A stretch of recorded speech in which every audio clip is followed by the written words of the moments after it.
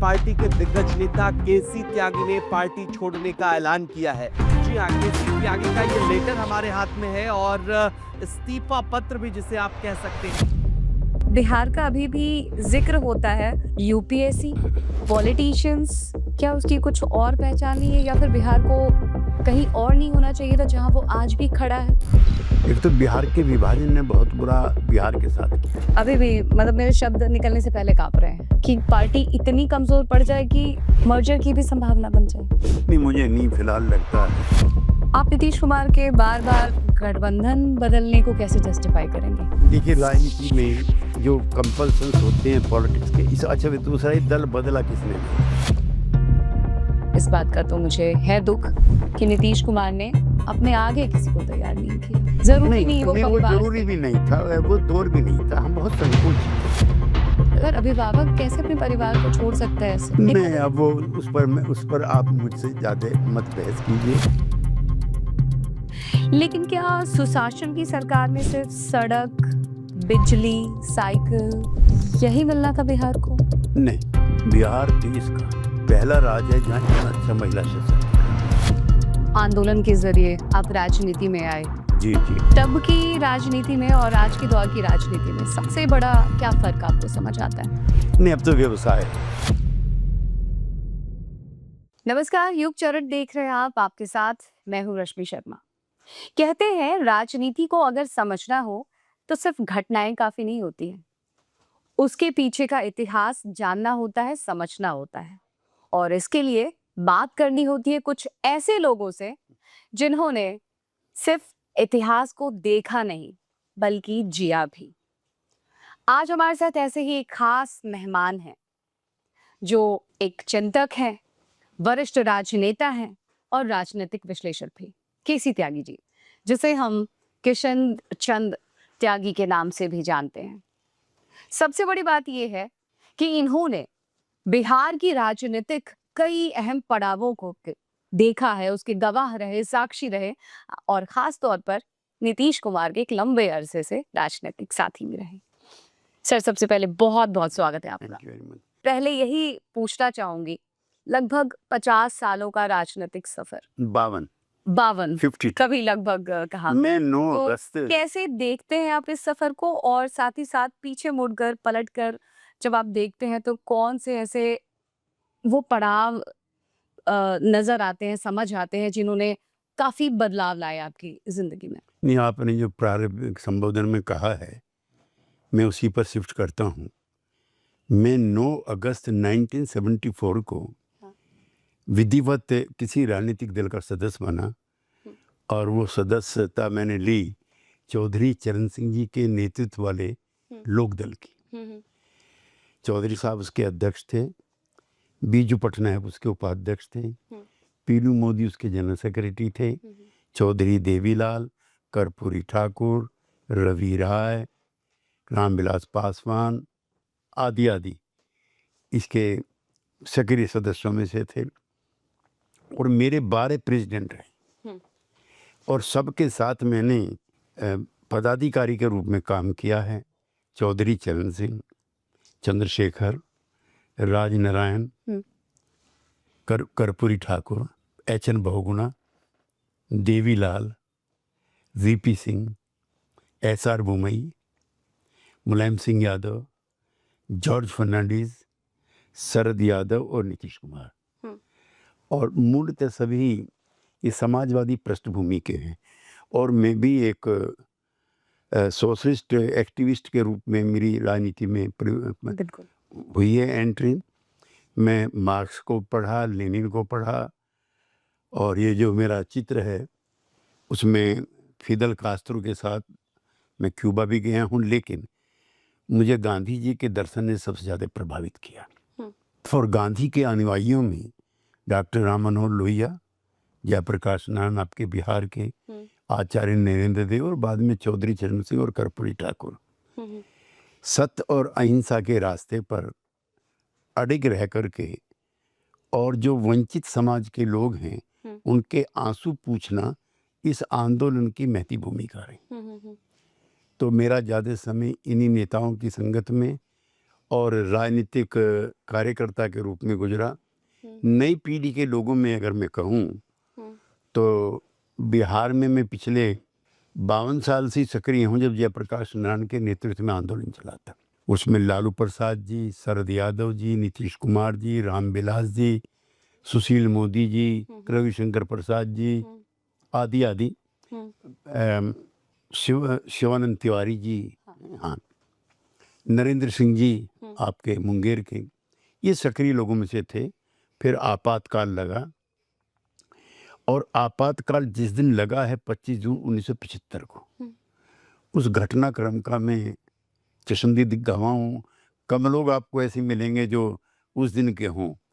जयप्रकाश जी की अंतिम मीटिंग थी, पहले 19 जून को होने वाली थी।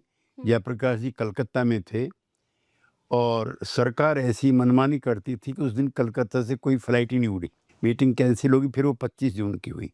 और ये वो दौर है कि जब इंदिरा गांधी को इलाहाबाद हाई कोर्ट में जस्टिस जगमोहन लाल सिन्हा ने उनके चुनाव को इनवैलिड घोषित कर दिया था और 6 साल के लिए वो चुनाव नहीं लड़ेंगी, ऐसा भी प्रतिबंध लगा दिया था।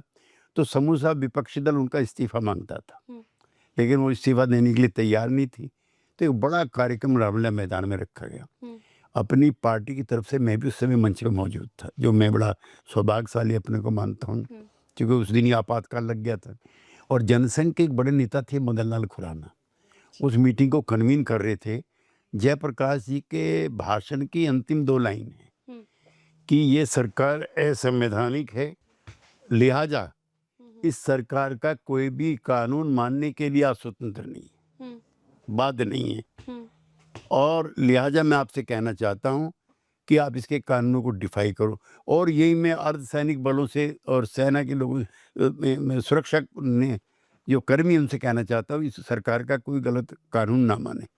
इसी का बहाना मान करके इंदिरा जी ने 25 जून को आपातकाल लगाया और सब लोग गिरफ्तार हो गए, जिसमें मैं भी, नीतीश कुमार जी भी, शरद यादव जी भी, रामविलास जी भी, लालू जी, शिवानंद तिवारी जी, सब लोग गिरफ्तार हो गए। ये छुट कर के आए तो लम्हों में ही जनता पार्टी बन गई और कांग्रेस पार्टी पदार्थ हो गई। और तब जनता पार्टी का युवा संगठन बना, उसके शरद यादव अध्यक्ष थे, मैं और नीतीश कुमार जी उसके पदाधिकारी थे। तो लगभग 52 साल का हम लोग का था। सर, आजकल हम देखते हैं कि कुछ देर के लिए इंटरनेट ना चले, गैस के लिए लाइन में लगना पड़ जाए, या फिर हम देखते हैं कि डेटा चलना थोड़ी देर के लिए बस बंद हो जाता है। हमें लगता है वो आज के दौर का एक कुछ सेकंड्स का, कुछ क्षण का आपातकाल है। लेकिन असल में, क्योंकि आपने आपातकाल की बात छेड़ दी, तो आप अपने अनुभव के चश्मे से बताइए एक्चुअली नहीं, वो बहुत आपातकाल बुरा दौर था था, क्या? बहुत बुरा दौर था। एक तो अपनी सत्ता को बचाने के लिए, उसमें कोई कानून व्यवस्था या अराजकता जैसी कोई चीज़ नहीं थी। जब अदालत ने आपके विरुद्ध फैसला किया आप इस्तीफा दो, उन्होंने अपने घर पर रैली बुलानी शुरू कर दी, कहलवाना शुरू कर दिया, Indira is India and India is Indira, इस्तीफा नहीं देंगे। उस पर फिर आंदोलन चला। अब जो लोग जेल नहीं गए या फरार हो गए थे, उनके परिवार लोगों को बहुत तकलीफ दी गई। बताइए कौन कहाँ है, किसी के भाई की पिटाई, किसी की माँ की पिटाई। हमारे एक नेता थे जॉर्ज फर्नांडीज, उनके भाई के नखून तक निकालने की घटनाएं प्रकाश में उस समय आई थी। और जो पकड़े जाते थे उनकी पिटाई भी होती थी बेरहमी के साथ, और जेल में भी सॉलिटरी कन्फाइनमेंट में रख के उनको कई तरह की सजाएं भी दी जाती थी। तो वो भारतीय लोकतंत्र के इतिहास का सबसे कड़ा अध्याय है। और मैं उसको अगर अंग्रेजों के राज से तुलना करूं तो ये अतिशोक्ति नहीं होगी, जहां बगैर मुकदमा चलाए आज़ादी के आंदोलन में लोग लंबे समय तक जेलों में पड़ते सड़ते रहते थे, कम बस वैसा ही आपातकाल के दौरान भी हुआ। अच्छा सर, आप 1970 के दशक में आंदोलन के जरिए आप राजनीति में आए। जी जी। तब की राजनीति में और आज के दौर की राजनीति में सबसे बड़ा क्या फर्क आपको समझ आता है? नहीं, अब तो व्यवसाय है। हमारे नेता रहे हैं आदरणीय आडवाणी जी, तो उन्होंने कहा था कि 47 से पहले ये मातृभूमि की सेवा थी, आज़ादी के बाद ये राष्ट्र निर्माण हुआ, उसके काम में लोग लगे। उदारीकरण के बाद ये कैरियरिज्म हुआ हम्म, और आजकल ये व्यवसाय वैचारिक प्रतिबद्धता के साथ राजनीति करने के दौर चले गए। जब हम लोग भर्ती हुए थे, हम लोग हरिजन बस्तियों में जाते थे, हम मुस्लिम बस्तियों में जाते थे, गरीब गुरबा लोगों के सवाल उठाते थे।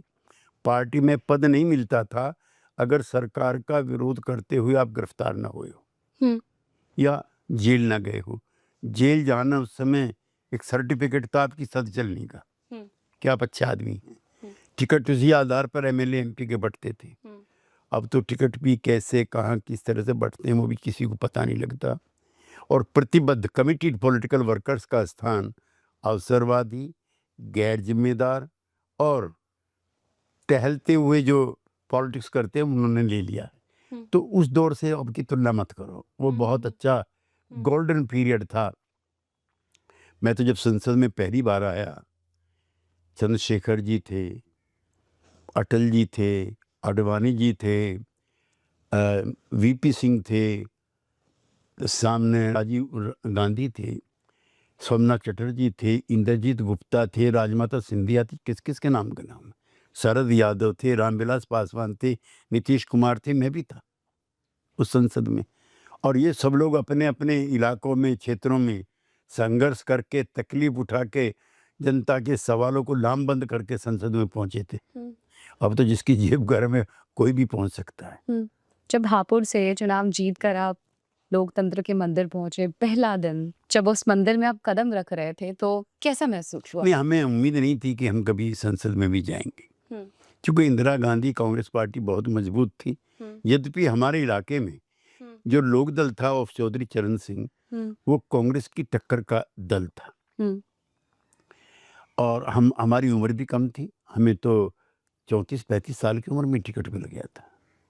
उस समय साधनों की भी कोई जरूरत नहीं होती थी। चौधरी चरण सिंह का ये जलवा था, जब उन्होंने मुझे टिकट दिया तो मैंने पिताजी से मात्र 500 रुपये लिए थे, वो जो फार्म भरा जाता उसके। बाकी कैसे मैंने चुनाव लड़ा, कितनी गाड़ियों के काफिले रहे, कैसे पेट्रोल, हाँ शराब पीना उम्मीदवार से और उसका खाना खाना उस समय अच्छा नहीं माना जाता था, लिहाजा मेरा खर्चा भी नहीं हुआ और मैं संसद में आ गया। और जो पहला दिन है, चूँकि हम इस लोकतंत्र के लिए, इस संविधान के लिए हम जेल गए थे, तकलीफें उठाई थी, तो उस मंदिर को सलाम करने का, प्रणाम करने का पहली बार जब अवसर मिला तो थोड़ी देर तक वो पिछले 30-35 साल का ये जनसंघर्ष थे, उसका इतिहास आंखों के सामने आ गया। अच्छा, जब एक किसान का बेटा संसद पहुंचा, क्या स्ट्रगल रहा होगा? कितनी कोशिशें, मेहनत, कितना खुद को आपने तपाया होगा, कितने घिसे हैं आप उस आंदोलन में? और आज जब देखते हैं एक तरह से कथित तौर पर पैराशूट लैंडिंग हो जाती है, फिर सियासत विरासत में मिल जाती है, दुख होता है? नहीं, दुख नहीं, आश्चर्य होता है और वेदना इसलिए होती है कि जो किसानों के, मजदूरों के सवाल थे वो पीछे पड़ गए। और जो उदारीकरण, लिबरलाइजेशन हुआ है, उसने स्थिति को और भी ज़्यादा खराब किया और सारे जितने भी इश्यूज हैं सब बाजार के हाथ में चले गए। The market forces will decide the course of action. अब हम तो उसी वेदना से गुजरे थे।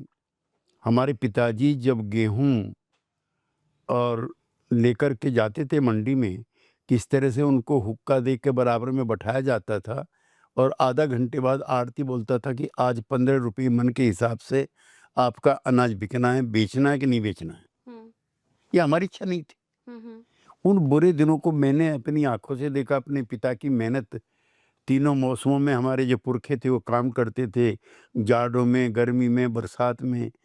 कई बार हमारे घर की महिलाएं भी खाना वगैरह पहुंचाने के काम में संलग्न रहती थी। पूरा परिवार, उस समय तो कोई ट्रैवलिंग के उस तरह के नहीं थे सुख साधन। हाँ, सड़कें गांव में पक्की नहीं थी, पखाने नहीं थे, और तो उससे ज़्यादा बुरी स्थिति किसी की नहीं थी। There was a certain time जब उनको शौच के लिए जाना है, दिन भर शौच के लिए नहीं जा सकती क्योंकि खुले में जा नहीं सकते हैं और कोई बंदोबस्त नहीं है। उस कठिन परिस्थितियों में खुद को भी जिया है, राजनीति को भी जिया है। लेकिन तब एक तो मित्र भाव था। अगर आपको तकलीफ है तो सारे पॉलिटिकल लोग आपके आसपास होंगे, अगर आज आपको तकलीफ है तो सब भाग जाएंगे। तो भाईचारा, मेल मिलाप, ब्रदरहुड से सब खत्म हो गया। अच्छा, क्योंकि हमारे कई ऑडियंस जेन जी भी हैं, मैं आपसे पूछना चाहूंगी कि आपके पॉलिटिकल करियर में या फिर पूरी जिंदगी में आपका बेस्ट फ्रेंड कौन है, सबसे करीबी दोस्त कौन है? नहीं, कोई एक नहीं है। चूँकि जब मैं गाज़ियाबाद में था उस समय के मेरे दोस्त हैं। जब मैं एमपी बना उसके दोस्तों का अलग है। जब मैंने राष्ट्रीय राजनीति में प्रवेश किया उसके अलग हैं। लेकिन शरद यादव और मैं लगभग 10 साल एक कमरे में रहे, रूममेट रहे आप? रूममेट रहे। एक बचपन के दिनों में, प्रारंभिक दिनों में समाजवादी पार्टी के एमएलसी हैं लखनऊ में राजेंद्र चौधरी, वो और मैं जिंदाबाद मुर्दाबाद की शुरुआत हमने दोनों ने साथ। फिर नीतीश कुमार और मैं 1977 में क्यूबा गए थे एक इंटरनेशनल यूथ फेस्टिवल में, और 20-22 दिन हम लोग साथ रहे। तब से हमारा भाईचारा और मित्रता बिल्डअप हुई जो आज तक जारी है। रामविलास जी रहे, उनके साथ लंबा वक्त गुजरा। मुलायम सिंह यादव जी के साथ मेरी हजारों यादें हैं, जो हमारी उम्र के आसपास के लोग हैं। यूँ तो चौधरी चरण सिंह, कर्पूरी ठाकुर, देवीलाल जी के साथ भी मेरे जॉर्ज फर्नांडिस भी, मधुलिमई भी, सब लोग लंबे समय गुजरे। लेकिन मेरी हम उम्र लोगों में ये लोग हैं जो मैं जिनके साथ मेरा लंबा समय गुजरा है। पहली बार बिहार कब जाना हुआ? बिहार 74 में जेपी मूवमेंट में। मतलब वो तो बिहार और पटना तो 74 में कैसा था बिहार, कैसे देखा नहीं, आपने बिहार पटना को? राजनीतिक तौर पे सबसे मजबूत था, हाँ। वैचारिक तौर पे सबसे मजबूत था, लेकिन आर्थिक तौर पे विपन्न था। क्यों सड़कें ही सर? नहीं थी। मतलब क्यों आज भी जब हम बिहार की बात करते हैं तो कहा जाता है चीप लेबर वहां से है। मतलब बिहार का अभी भी जिक्र होता है। यूपीएससी, पॉलिटिशियंस, क्या उसकी कुछ और पहचान नहीं है, या फिर बिहार को कहीं और नहीं होना चाहिए था जहां वो आज भी खड़ा है? नहीं, बिहार तो सांस्कृतिक तौर पर देश का सबसे समृद्ध राज्य रहा है, जिसकी अशोक से लेकर के और बाद तक की इतनी विरासतें हैं। भगवान बुद्ध की, भगवान महावीर की, और भी कई संग्रामों का, आज़ादी की सारी लड़ाई वहीं से शुरू हुई। अगर चंपारण ना होता, गांधी ना होता, तो देश की आज़ादी के इतिहास का क्या होता? अगर जेपी ना होती तो हम लोगों के आंदोलन का क्या होता? और आपके बाद में नीतीश कुमार ने भी आपके बिहार को राष्ट्रीय अंतर्राष्ट्रीय स्तर पर चमकाने का काम किया। एक तो बिहार के विभाजन ने बहुत बुरा बिहार के साथ किया। जितने भी इंस्टीट्यूशंस थे एजुकेशन के, कोल माइंस थी, जितने बड़े शहर थे, वो सब उधर चले गए, और इधर बेबसी, लाचारी और भुखमरी रह गई और बेरोजगारी। तो ये भी, इस बिहार में कोई भी उद्योग लगाने को तैयार नहीं है। लिहाजा बिहार का जो गरीब आदमी है, सस्ते से सस्ती लेबर उपलब्ध उसने पहले कोलकाता में कराई, फिर उसने मुंबई में कराई, जम्मू कश्मीर में मरने के लिए भी वही गया, पंजाब में आतंकवादियों के हाथों भी वही मारा गया। तो जो बदकिस्मती है वो नए बिहार के नए नौजवान के भाग में लिखी गई। पिछला जरूर 20-21 साल का मैं कह सकता हूँ, जब उस गुर्बत से निकालने के साथ एक ज़माना ये था, दिल्ली में गाली नहीं देते थे, बट बिहारी एक एब्सर्ड था ये। आज कम से कम एक गौरव के साथ बिहारी का परिचय कराया जाता है। तो इसका श्रेय नीतीश कुमार जी को जाता है, बिल्कुल। लेकिन क्या सुशासन की सरकार में सिर्फ सड़क, बिजली, साइकिल यही मिलना था बिहार को? नहीं, बिहार देश का पहला राज्य है जहाँ इतना अच्छा महिला सशक्तिकरण हुआ है। बिल्कुल। 35% थानों में महिलाओं की उपस्थिति है। 35%, 30-35% महिलाओं का डिस्ट्रिक्ट बोर्ड में, ग्राम पंचायत में, नगर पंचायत में, शहर पंचायत में, नगर पालिका में, मेयर में आरक्षण। और इधर भी जो महिलाओं को 2-2 लाख रुपए मिले थे, वो कुछ चुनाव की रिश्वत नहीं थी, उनके सशक्तिकरण के लिए थे। बहुत सारी महिलाओं ने मुर्गी पालन का, बहुत सारी महिलाओं ने कोई कॉटेज इंडस्ट्रीज का काम किया। तो एक तो महिलाओं का सशक्ति, फिर लड़कियों को साइकिल का, पोशाक का, आपको याद होगा वहाँ पे जो ड्रॉप आउट था सबसे ज़्यादा था। अब जो बेटियां हैं उन्होंने साइकिल ली, फिर ड्रेस ली, फिर पढ़ना शुरू किया, तो वो भी एक बड़ा काम हुआ। साइकिल नहीं, बेसिकली उन लड़कियों को पर लग गए। पर लग गए। जो घर के अंदर वो बंद थी चार दीवारी के अंदर। वो बड़ा काम हुआ। फिर जो कई लोग इसके पक्ष में नहीं हैं, लेकिन नीतीश कुमार जी जहाँ भी चुनाव में जाते थे पिछले वाले में महिलाएं घेरती थी। बिहार में ग्रामीण इलाकों में गरीब लोगों के यहाँ शराब पीने का बड़ा दौर था और महिला उत्पीड़न बिहार में सबसे ज्यादा था। बिल्कुल। पति आता था पी करके बच्चों को पत्नी को पीटता था। अब पिछले जो आंकड़े हैं वो बता रहे हैं कि महिला उत्पीड़न के सबसे कम केस बिहार में हुए। जिस हाथ में शराब होती थी अब उसमें फल भी है, सब्जी भी है, लेकर के आता है। तो थोड़ा कल्चरल ट्रांसफॉर्मेशन जो है सोसाइटी में हुआ है। अच्छा, आप मुझे ये बताइए, आप नीतीश कुमार को कितना समझते हैं? नहीं, नीतीश कुमार को जितना मैंने 50-52 वर्षों में जाना है, एक तो मैं 2-3 चीज़ें ज़रूर कहना चाहता हूँ। चूँकि करीब से जब आप किसी के साथ रहते हैं तभी उसके गुण और अवगुण का पता लगता है। 20-22 दिन की मेरी विदेश यात्रा में मैंने उनसे ज़्यादा संतुलित, चरित्रवान, किसी तरह के भी व्यसन से दूर व्यक्ति अपने जीवन में जो बहुत कम देखे, he is one of them. पान, बीड़ी, सिगरेट, शराब, फलान ढिकान सब चीज़ों से दूर। एक दूसरा, दो मैं उदाहरण आपको जरूर देना चाहूँगा। 2004 का जब चुनाव होता है तो ना तो एनडीए का बहुमत है और न लालू जी का। रामविलास जी की, पासवान जी की पार्टी को 28 सीटें मिलती हैं और वो एक डिसाइसिव फैक्टर हो जाता है। जब कई महीने तक सरकार नहीं बनती तो रामविलास जी के विधायकों में असंतोष पैदा होता है। जॉर्ज साहब अपने घर पे मीटिंग बुलाती हैं दिल्ली में, जिसमें जॉर्ज साहब हैं, शरद यादव हैं, नीतीश कुमार हैं, मैं हूँ, लवन सिंह हैं, प्रभुनाथ सिंह हैं और आपके यहाँ के दिग्विजय सिंह हैं। एक नेता प्रस्ताव रखते हैं कि हमारी कुछ विधायकों से बात हुई, अगर कुछ धन की व्यवस्था की जाए तो विधायक आने के लिए तैयार है। नीतीश कुमार मीटिंग के बीच में खड़े हो जाते हैं कि इस सब के बाद अगर मुझे मुख्यमंत्री बनना है तो ये पद मुझे स्वीकार नहीं है, और वो हाथ जोड़ करके वॉकआउट कर जाते हैं। एक दूसरा, मैं और सुशील मोदी एक बार विदेश यात्रा पर है, वो मुझको संबोधित करते हैं, भाई आपके मित्र लोग कैसे हैं, मैं तो ऐसी व्यक्ति देखे नहीं है। मैंने कहा क्या हुआ है कि 2010 में एक कलकत्ते के पूंजीपति मुझसे संपर्क करते हैं कि हम नीतीश जी की चुनाव में मदद करना चाहते हैं। मैं उनको लेकर नीतीश जी के पास चला जाता हूँ और वो लगभग 50 लाख रुपए की पेशकश करते हैं उस दौर में। हाँ, उस दौर में बड़ी रकम थी। तो नीतीश कुमार जी कह रहे हैं हमें क्यों दे रहे हैं, सारा चुनाव का खर्चा तो अरुण जेटली जी कर रहे हैं ना दिल्ली में, तो जाकर उनको दीजिए। ये जहाज, ये हेलीकॉप्टर, पर्चा, पोस्टर तो सभी व्यवस्थित कर रहे हैं। तो मैंने बहुत लोगों के साथ काम किया, लेकिन जो आकर्षण रहित, सभी तरह के आकर्षण से दूर नीतीश कुमार जैसा कोई नहीं। सोचिए, उस वक्त उन्होंने ये ऑफर ठुकराया। परिवारवाद बिल्कुल भी नहीं। देश की राजनीति का अभिन्न अंग है। मैं उनके पास हजारों बार रहा हूँ, सुबह दोपहर शाम। मैंने परिवार के किसी आदमी को उनके पास पटकते नहीं देखा।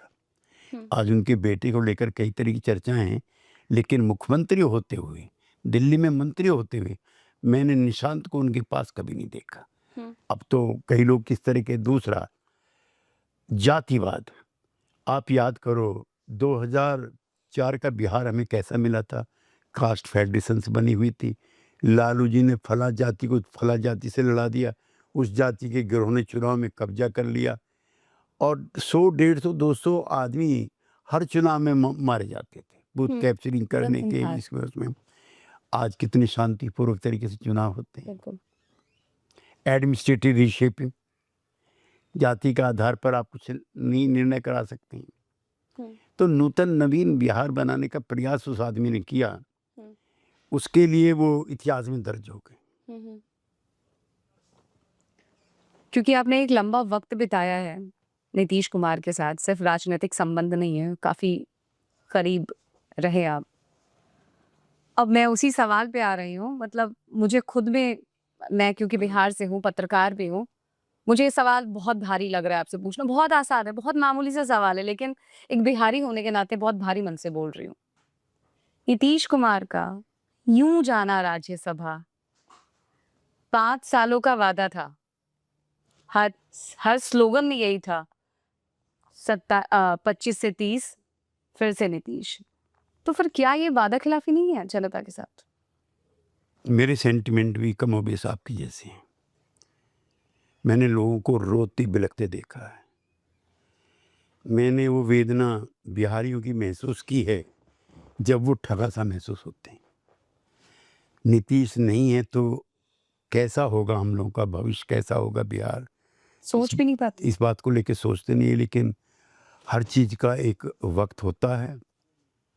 नीतीश कुमार जी 75 पार कर चुके हैं और जो आरोप समाचार पत्रों में आ रहे हैं कि बीजेपी इस बार अपना मुख्यमंत्री देखना चाहती है, तो उस पर भी मैं कहना चाहता हूं कि 2000, 2004, 2005, 2010 को छोड़ दीजिए, अधिकांश समयों पर भारतीय जनता पार्टी के विधायकों की संख्या ज़्यादा रही है। पिछली बार का आप याद करो, हम 43 विधायक थे हम्म, और उनके विधायक थे 80+। नीतीश जी बनना नहीं चाहते थे, हाँ। लेकिन बीजेपी के केंद्रीय नेतृत्व के दबाव में आकर के उन्होंने ये फैसला स्वीकार किया था। अगर भारतीय जनता पार्टी का अनुरोध और आग्रह है कि इस बार उनका मुख्यमंत्री होना चाहिए, तो मैं इसको कोई जाते नहीं मानता। ये हमारी उनकी सीट शेयरिंग और सत्ता शेयरिंग की राजनीति का हिस्सा है। लेकिन ये बिहार के लिए बहुत ही दुखद और वेदना भरी खबर। सर माफ करिएगा, मैं आपको बीच में कभी भी नहीं टोकना चाहूंगी, कभी भी नहीं, लेकिन क्या ये कंपनसेशन है? ये सुनकर बुरा लग रहा है, तकलीफ हो रही है। मुझे भी और मेरा मन स्वीकार नहीं करता अभी भी कि ऐसा क्यों होना चाहिए। जिस आदमी ने बिहार को इतनी ऊंचाइयों पे ले गया हो, जिसके मन में बिहार को संवारने की इतनी इच्छाएं और इरादे हों, अचानक उसका इस तरह से हट जाना, वो आपसे ज़्यादा मुझे दुखदाई है। क्योंकि सिर्फ मैं- 2 बातें बिल्कुल सबके सामने हैं। 75 साल के वो आज अभी हो रहे हैं, ये किसी ऐसा तो है नहीं। दूसरी बात ये है कि जो भी उनकी स्वास्थ्य की बातें कही जा रही हैं, ये भी आज और कल की बात नहीं है। तो फिर अचानक क्या हो गया? और आपने कहा कि पिछली बार क्योंकि ज़्यादा सीटें आई थी बीजेपी को, जेडीयू थोड़ी कमतर रह गई, तो तब इस बार सीएम तो बराबर हाँ, तो आपसे बढ़कर कौन राजनीति जानता है? आप खुद अपने आप में एक पॉलिटिकल इंस्टीट्यूशन है। तो ये सिर्फ और सिर्फ राजनीति नहीं है भारतीय जनता पार्टी की, तो क्या है? नहीं, मैं या फिर पैठ? ऐसा भी कह कर के मैं अपनी मित्र पार्टी के लिए कोई असहज स्थिति नहीं पैदा करना चाहता। लेकिन अगर नीतीश जी ने इस तरह का फैसला मन बनाया है, तो ये मैं उन्हीं के विवेक पर छोड़ देता हूँ और इसको ज़्यादा लंबा नहीं खींचना चाहता, क्योंकि ये अप्रिय विषय है। हम्म, ठीक है। जब नीतीश कुमार राज्यसभा जा रहे हैं, अब एक तरीके से नेतृत्व भी बदल रहा है। बिना नीतीश के जेडीयू को आप कैसे देखते हैं? जनता दल यूनाइटेड को? देखिए, मैं समाजवादी आंदोलन से निकला हुआ एक कार्यकर्ता हूँ, जहाँ विचारों की प्रमुखता किसी भी पार्टी की गाइडलाइन होती है और व्यक्तियों का रोल उतना महत्वपूर्ण नहीं होता जितना विचारधारा का है। आज लोहिया नहीं है, आज जेपी नहीं है, आज कर्पूरी नहीं है, लेकिन उस विचार की पार्टी तो संचालित है। आरजेडी भी अपने आप को उसी विचार की कहती है। बिल्कुल। और कर्पूरी ठाकुर 1978 में जब उन्होंने वहाँ पे आरक्षण मुंगेरी लाल कमीशन की रिपोर्ट जारी की थी, उस समय उनका इस्तीफा हो गया था। आज कौन पार्टी है बिहार में जो कर्पूरी ठाकुर की जयंती मनाए बगैर रहती हो?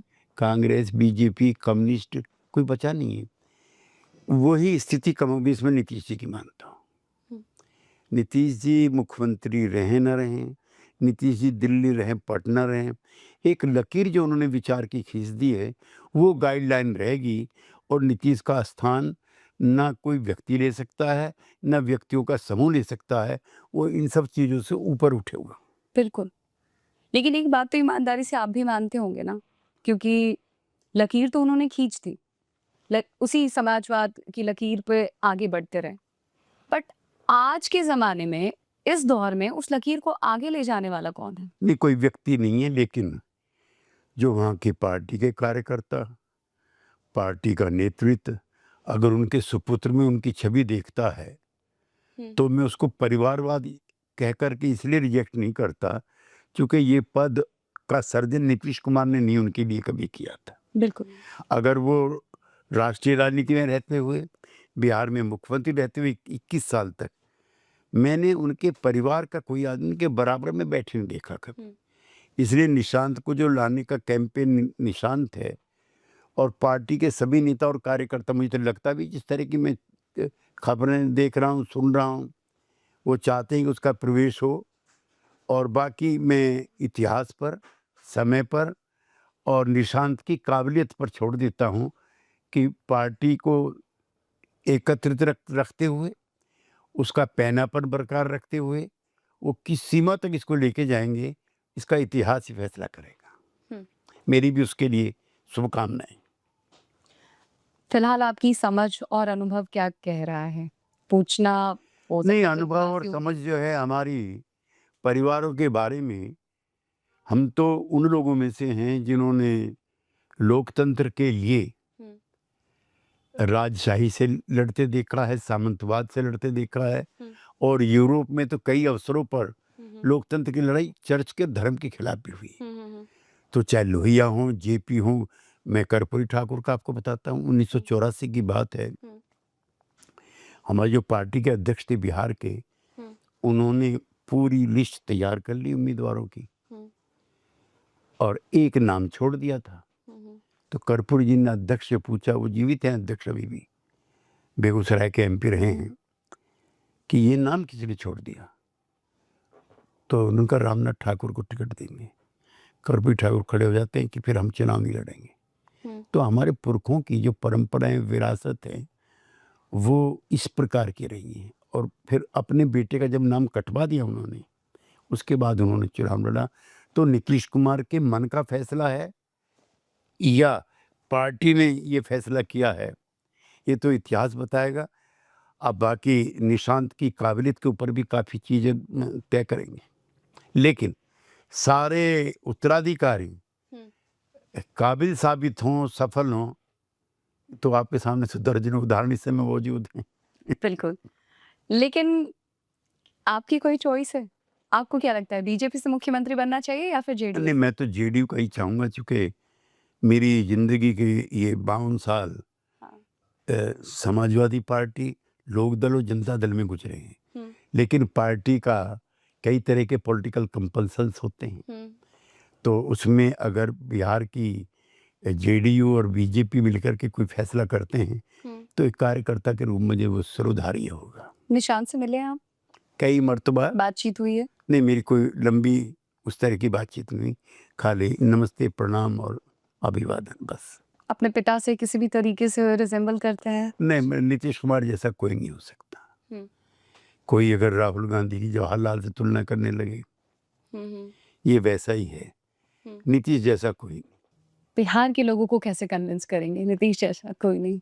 ये दुर्भाग्यपूर्ण दिन है जब हम कल्पना कर रहे हैं, और इसको हमें साकार होते देखना है कि जिसने अपनी जवानी का पूरा समय बिहार की जनता को समर्पित किया हो, जिसने न परिवार देखा हो, न सुख देखा हो, न दुख देखा हो, न दिन देखा हो, न रात देखी हो, बिहार बिहार बिहार बिहार का विकास, इसी के लिए अपना आपको समर्पित रखा हो, उसके सत्ता से जो अलग होने का विचार और सपना और कल्पना और साकार है, वो दर्दनाक है। आपने गठबंधन की राजनीति देखी, एक्सपीरियंस किया है। अब मैं बीजेपी पर आना चाहूंगी। जिस तरह से हम देख रहे हैं कि राष्ट्रीय दल क्षेत्रीय पार्टियों से गठबंधन में आते हैं ये दल, लेकिन धीरे धीरे पहले विस्तार, फिर ऐसा लगता है कि एक अलग अवतार, मतलब छोटे भाई से बड़े भाई की भूमिका में आ जाना। आपको चिंता हो रही है क्षेत्रीय दलों के लिए, क्षेत्रीय पार्टियों के लिए? देखिए, क्षेत्रीय पार्टियां दो तरह की होगी। एक तो those who are representing the sub nationalism of the state, जैसे डीएमके है, उसका कोई सानी नहीं है। बिल्कुल। चूंकि वो एक विचार पर, वो विचार वो करुणानिधि का भी नहीं, पेरियार से लेकर के अब तक का बड़ा सोशल मूवमेंट है, जिसके आधार पर वो पार्टी बनी है। एक तो ऐसी पार्टियां, इवन मैं शिवसेना को भी वैसी मानता था, था। उनके बाद उसमें टूट फूट हुई, लेकिन वो भी क्षेत्रीय अस्मिता की पार्टी थी। द इश्यूज ऑफ सब nationalism of A state Farooq Abdullah के पिताश्री ने जो बनाई थी, शेख साहब ने, वो पार्टी। अब उसमें जो हर आदमी अपनी औलाद को लेके चल निकले, तो हरियाणा में हम फेल हुए, पंजाब में हम फेल हुए, अब महाराष्ट्र में हम फेल हुए, आधे बिहार में हम फेल हुए, और इंडिया लेवल पे भी बहुत कामयाब परिवारवाद नहीं है।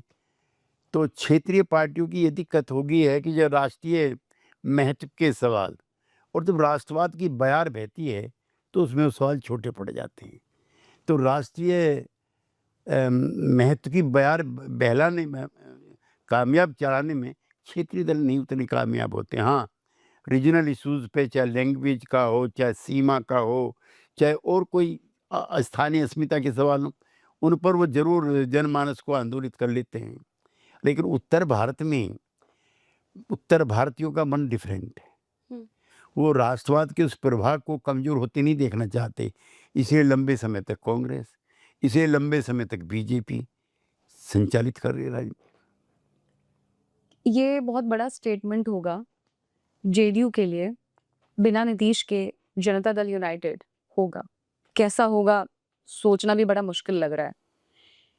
लेकिन क्या ऐसी भी स्थिति आ सकती है, अभी भी मतलब मेरे शब्द निकलने से पहले कांप रहे हैं, कि पार्टी इतनी कमजोर पड़ जाए कि मर्जर की भी संभावना बन जाए? नहीं, मुझे नहीं फिलहाल लगता है। और दूसरा ये है कि जो मैंने पहले अपने प्रारंभिक संबोधन में कहा, जब तक गैर बराबरी है, जब तक वंचित समाजों की, समूहों की सत्ता में संपूर्ण हिस्सेदारी नहीं है, जब गरीब और अमीर के फैसले अस्मिता के आधार पर ना होकर के हैसियत के आधार पर हो रहे हों, जब तक ऐसा समाज रहेगा, जनता दल यू भी रहेगा, नीतीश कुमार भी रहेगा, और हमारे पुरखे भी रहेंगे। बिल्कुल। अच्छा, आप नीतीश कुमार की कोई खास बात हमें बता सकते हैं हमारे दर्शकों नहीं, को, मैंने जो बताया आपको अभी बहुत आपको, मेमोरेबल हो, उनके बहुत बहुत उनके प्यारी सी चाल बात? चरित्र चेहरे की मैंने आपसे काफ़ी विस्तार में व्याख्या की है। वो बहुत संकोची हैं, हाँ। लेकिन अपने सवाल पर वो अड़ने वाले भी हैं। एक प्रसंग ऐसा आता है, शरद यादव हम लोगों से सीनियर हैं, हमारे से, और नीतीश कुमार के अध्यक्ष हैं, वो नेता भी हैं। जब महिला आरक्षण का सवाल आता है, तो शरद यादव ऐसा मानते हैं कि महिला आरक्षण अगर होगा तो पढ़ी लिखी उच्च कुलीन वर्ग की महिलाएं ही उसका लाभ उठाएंगी, इसलिए वो इसका विरोध करते हैं। शाम को नीतीश कुमार जी, जो कभी भी असहमति शरद यादव से नहीं रखते, इस सवाल पर भिड़ जाते कि महिलाओं का पहले आरक्षण होने दीजिए, आपको इसका विरोध नहीं करना चाहिए था, आप सोशलिस्ट हैं जो समता, समानता और स्त्री के आगे बढ़ने के पक्षधर हैं, हमारे पुरखों ने भी ये काम किए हैं, और आप इतना कर सकते हैं कि आरक्षण होने दीजिए, उसके बाद इसमें जो वंचित समाज की महिलाएं हैं उनका कोटा निर्धारित हो, उसकी लड़ाई हम और आप मिलकर लड़ेंगे। तो अपने सवाल पर वो जूझते हैं, ऐसा नहीं। लालू यादव जो अपनी पीक पर थे, जब संयुक्त बिहार में 54 में से 48 सीटें लालू को आई थी, तब वो लालू से अलग हुए। लालू के विरोध में अलग नहीं हुए। 1984 लालू का स्वर्ण युग है। बिल्कुल। तो उसमें एक फकीरीपन भी है। 95 से लेकर के 90 तक का उनका बिल्डरनेस में थे नीतीश कुमार। नीतीश कुमार 77 में हारे, 80 में हारे, जब जाके 84 में वो विधायक बने। लेकिन उनसे उनके सामाजिक स्तर पर, उनके सोचने समझने पर, उनके लिबास पर कोई फर्क नहीं पड़ता। बेधड़क रहे, बेखौफ रहे, कोई आगे पीछे रिस्क लेने से कभी कतराए नहीं। और दूसरा ये कि जो विचारों के प्रति प्रतिबद्ध हो, वही ये काम कर सकता है। जो सुविधा भोगी जिंदगी जीने वाला हो, वही रिस्क ले सकता है। आप नीतीश कुमार के बार बार गठबंधन बदलने को कैसे जस्टिफाई करेंगे, या फिर कैसे आप एक्सप्लेन? अब वो मैं देखिए, राजनीति में जो कंपल्सन्स होते हैं पॉलिटिक्स के, इस अच्छा दूसरा ये दल बदला किसने नहीं है। एक पार्टी बताइए, कांग्रेस पार्टी। इसने शिवसेना का जन्म कांग्रेस पार्टी से लड़ने के लिए हुआ था, आज दोनों साथ हैं। फारूक अब्दुल्ला के पिताश्री को, दादाश्री को जेल में भेजने का काम कांग्रेस पार्टी ने किया, आज दोनों साथ हैं। लालू यादव 19 महीने जेल में रह के आए इंदिरा गांधी की में, वो उनके साथ थे, तो ये तो अपनी अपनी सुविधा और समय की अनिवार्यता के ऊपर निर्भर है। मैं उसको कोई बुरा नहीं मानता और उनके इन सारे फैसलों में मैं उनके साथ ही नहीं रहा, आगे बढ़ कर के मैंने डिफेंड भी किया है। एक बात पे आपको कभी अफ़सोस हुआ, शायद आपने किसी पत्रकार के सामने अपनी बात भी रखी है कि इस बात का तो मुझे है दुःख कि नीतीश कुमार ने अपने आगे किसी को तैयार नहीं किया। ज़रूरी नहीं, नहीं वो नहीं वो परिवार ज़रूरी से भी नहीं था, वो दौर भी नहीं था, हम बहुत संकोचित हैं और एक व्यक्ति को नीतीश कुमार का विकल्प बन भी नहीं सकता। हुँ। मैं नहीं मानता कि बिहार में हमारी पार्टी में कोई एक नेता इतना प्रतिभावान है। पर अभिभावक कैसे अपने परिवार को छोड़ सकता है ऐसे? एक नहीं, तरह अब वो उस पर आप मुझसे ज़्यादा मत बहस कीजिए और उससे खाते खुलवाइए बुलवाइए मत। वो दुर्भाग्यपूर्ण चैप्टर है। अच्छा, लालू प्रसाद यादव के साथ किस तरह के ताल्लुकात या किस ये तरह हमारे से रहे हैं? अच्छे ताल्लुकात रहे, वो भी जेपी मूवमेंट में थे, फिर 77 में एमपी बन के आए, 80 से लेकर के और 95-96 तक हम सब लोग के रिश्ते सामान्य थे हुँ। और वो भी उनका एक कार्यकाल है, एक दौर है। लेकिन प्रशासन को लेकर के और कई चीज़ों को लेकर के जिस तरह की गंभीरता उन्हें दिखाई देनी चाहिए और फिर मैं इस तरह के विकराल परिवारवाद के विरुद्ध हूँ, चाहे किसी का हो। विकराल हाँ, परिवारवाद विकराल। बहुत बहुत भारी बिल्कुल। भरकम शब्द का कुछ बचा ही नहीं है उसमें।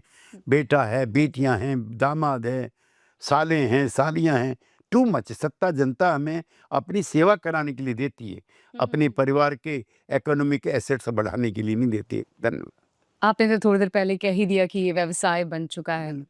उत्तर प्रदेश में भी चुनाव होने वाला है, कुछ कहेंगे? नहीं, वहाँ पे एनडीए का पलड़ा भारी है, हुँ। सब चीज़ों के बावजूद भी।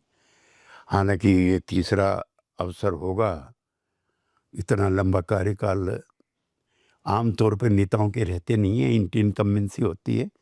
मेरी शुभकामना भी है और मैं एक एनडीए का कार्यकर्ता साथी होने के नाते उसके लिए शुभकामना भी रखता हूँ। बंगाल चुनाव को लेकर? वहाँ कड़ा मुकाबला है और ममता को अगर बीजेपी हरा देती है तो ये मिरेकल होगा। सर, मैं एक स्टेटमेंट आपसे चाहूँगी, एक ममता बनर्जी के लिए, दीदी के लिए, आप उनकी शख्सियत को कैसे देखते हैं? नहीं, उनका तो जन्म हम लोगों के खिलाफ हुआ था। जयप्रकाश नारायण का जो 74 में आंदोलन चल रहा था, याद कीजिए। हाँ। तो कलकत्ता में जुलूस निकल रहा था और जुलूस के सामने खड़ी होकर के कमर की एक लड़की जयप्रकाश मुर्दाबाद, जयप्रकाश मुर्दाबाद के नारे लगाती है।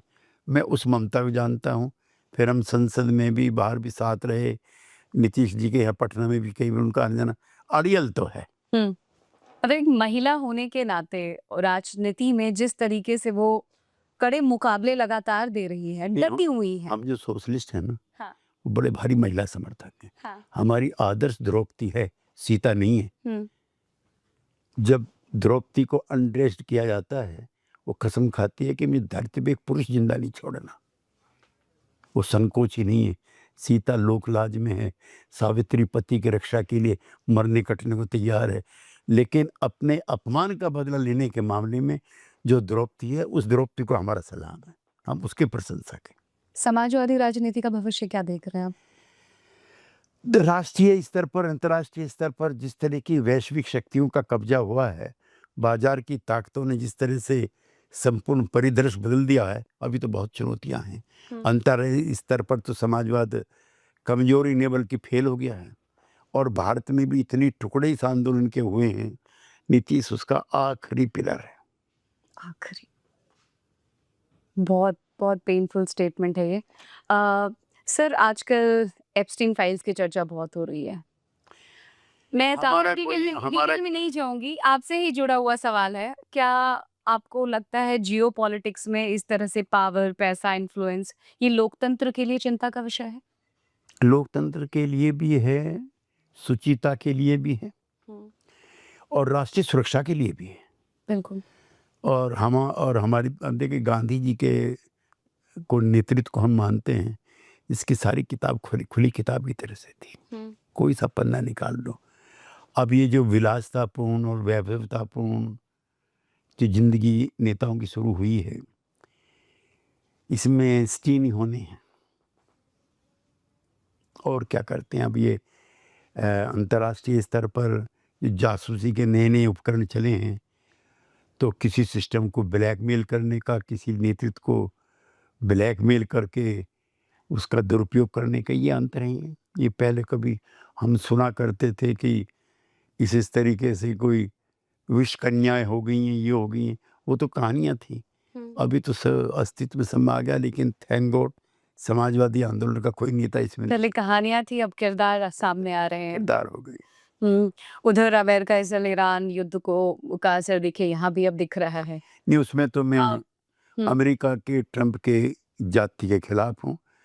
मैंने जिस तरह से फिलिस्तीन का देखा है, बिल्कुल। उसमें बच्चे जो छोटे हैं वो रात को रोते हैं और वो मृत्यु की मांग करते हैं। जिस तरह की जिंदगी उन्होंने देखी है, पूरा गाजा कब्रिस्तान बन गया है या मलबे का ढेर बन गया है, और उसको ठीक करने में ही कई साल लगेंगे। अभी जिस तरह से 180 बच्चों की मौत हुई है, तो ये मानवता के दुश्मन हैं। और मुझे अफसोस है कि संयुक्त राष्ट्र संघ, यूरोपीय यूनियन या तीसरी दुनिया के सभी मुल्क जो हैं, जब तक उन पर ना गुजरे वो मौन रहते हैं। ये बड़ी त्रासदियाँ हैं। और जैसे वियतनाम युद्ध को लेकर के और युद्धों को लेकर के, जिस तरह की बांग्लादेश युद्ध को लेकर के जिस तरह की जन उभार होते थे, अब वो भी बंद हो गई। देखिए युद्ध कहीं भी हो, देश के किसी भी कोने पे असर सब पर नहीं, पड़ता वो है, मानवता के लेकिन विरुद्ध होते हैं, इसमें गरीब हाँ। आदमी की कैजुअलिटी होती अभी कैसा लग रहा है? आप भी न्यूज़ चैनल्स देख रहे हैं, सोशल मीडिया चला रहे है। हैं, मैं तो मतलब बाहर आप लोगों का विरोधी हूँ मैं तो। बाहर हम देख रहे हैं गैस एजेंसियों पे जो लंबी लाइनें लगी हुई, कतारें लगी हुई हैं, वो है, स्वीकार रहे हैं आप? वो है। नहीं, ईरान युद्ध का अमेरिका इजराइल ने जो थोपा है पूरे विश्व पे, उसके बहुत विनाशकारी परिणाम होंगे। और मुझे प्रसन्नता है, मैं कुछ छुपाना नहीं चाहता अपनी राय। ईरान की जनता ने, ईरान के सैनिकों ने, ईरान की लड़कियों ने, मैं कल टीवी पे ईरान की कम उम्र की लड़कियों की फौज देख करके बड़ा आनंदित हुआ हूँ। वो रेजिस्टेंस कर रही हैं। द्रौपदी की फौज। हाँ, द्रौपदी की सर लास्ट में एक सवाल, जैसे कि आपने पहले ही कह दिया, अब तो भाई पॉलिटिक्स एक व्यवसाय बन गया है, लेकिन युवा भी है, नए युवा है जिनके आने से आपसे ज्यादा कोई खुश नहीं होगा, जो कि वाकई कुछ करना चाहता है, जिनको विरासत देखिए, में परसों नहीं मिलती, कुछ सजेशन उनके लिए वो कैसे परसों है? मेरे साथ नेपाल के जो भूतपूर्व प्रधानमंत्री हैं बाबूराम भट्टराई जी, वो मेरे साथ थे। तो नेपाल पर हम चर्चा कर रहे थे। बड़ा परिवर्तन नेपाल में हुआ, लेकिन उसकी कोई राजनीतिक विचारधारा नहीं है। जैन जी आप बोलते हो, उसका कोई एक मान्यता प्राप्त नेता नहीं है। तो इस तरह के आंदोलन कभी अराजकता में बदल जाते हैं। तो अब जितने आंदोलन हैं उसमें तो वैचारिक प्रखरता नहीं, किस वर्ग के लिए, किन समूहों के लिए सत्ता में आते हैं, तो किनका सशक्तिकरण करेंगे, किनका एम्पावरमेंट करेंगे। हमें तो A to Z सब चीज़ों का पता था। बिल्कुल एनर्जी है, लेकिन चैनलाइज करना पड़ेगा और उसको एक रंग रूप भी देना पड़ेगा। नहीं तो वो एनर्जी वेस्ट हो क्योंकि जाएगी। हो क्या रहा है कि जो influential section of the society हैं, सारे सुख साधन उन्हीं के परिवार और उन्हीं के लोगों के आसपास गठित हो रहे हैं। और गांव चाहे मुंगेर का हो, चाहे मेरे शहर गाजियाबाद का, गांव ही बन के रह गए हैं। ये शहरों के उपनिवेश बन गए हैं, शहर वालों की सुख सुविधाओं के हम केंद्र बन गए। आखिरी बार एक सजेशन दे दीजिए, फिलहाल की राजनीति में, बिहार की राजनीति के लिए कोई एक सलाह आपकी। नहीं, मैं कोई नई सलाह नहीं देना चाहता, लेकिन दुखी मन से मैं बिहारी भाइयों से यही कहना चाहता हूँ कि इतिहास आपका इम्तिहान लेता है। आप बगैर कर्पूरी के भी रहे, लेकिन पूरे देश ने कुछ दिन बाद स्वीकार किया कि वो भारत रत्न बने। नीतीश जी को लेकर के भी कई तरह की चर्चाएं होती रहीं, लेकिन मुझे यकीन है कि एक दिन आएगा, बहुत जल्दी आएगा, जब बिहार का लाल नीतीश कुमार भी भारत रत्न से सुशोभित होगा। आपने खुद मांग उठाई कि नीतीश कुमार को भारत रत्न मिले, लेकिन आप उस समाजवाद की राजनीति से आते जहाँ स्वाभिमान मांगना नहीं पड़ता। नहीं, वो हमने कर्पूरी ठाकुर के लिए भी मांग की थी। जब उपयोगिता और जब सम्मान गरिमा के हिसाब से ना मिलता हो, तो फिर सुझाया भी जाता है। कर्पूरी ठाकुर जी के लिए हम सब लोग मांगते रहे। चंद्रशेखर जी को मिला, बहुत लेट मिला। इस सरकार का एक गुण जरूर है, ये अपने विरोधियों को भी, हालांकि नीतीश जी विरोधी नहीं है, चौधरी चरण सिंह हैं, कर्पूरी ठाकुर हैं, इनको भी भारत रत्न मिला। नरसिंहा राव को भारत रत्न मिला। हम्म। तो इस मामले में ये सरकार कंजूस नहीं है और एक बार बिहार का रत्न भारत रत्न बनेगा। इसी के साथ मेरी बहुत बहुत शुभकामनाएं। हमारे युग चरण के ऑडियंस के लिए कुछ कहेंगे आप? आपका चैनल आप जैसे प्रबुद्ध और तेजस्वी पत्रकारों के साथ आगे बढ़ता रहे और हमारी आपकी पुनः एक और मुलाकात हो, इस शुभकामनाओं के साथ आपके सभी दर्शकों को बहुत बहुत शुभकामनाएं। बिल्कुल sir, thank you so much. इस वादे के साथ जा रहे हैं कि जल्दी आएंगे आपके पास। तो आपने सुना यहाँ केसी त्यागी जी को, जो कि अपनी बेबाक अंदाज के लिए ही जाने जाते हैं, जो साथ के रहते हैं उनसे अग्री तो करते हैं, डिसएग्रीमेंट के लिए भी जाने जाते हैं। बहुत बहुत शुक्रिया आपका भी हमारे साथ इतना वक्त देने के लिए। सर का भी शुक्रिया और आपका भी हमारे साथ जुड़े रहने के लिए बहुत बहुत शुक्रिया। और आप युग चरण चैनल को जल्दी से सब्सक्राइब कर लें, क्योंकि इस तरह की मुलाकातें आगे और भी होंगी। Thank you.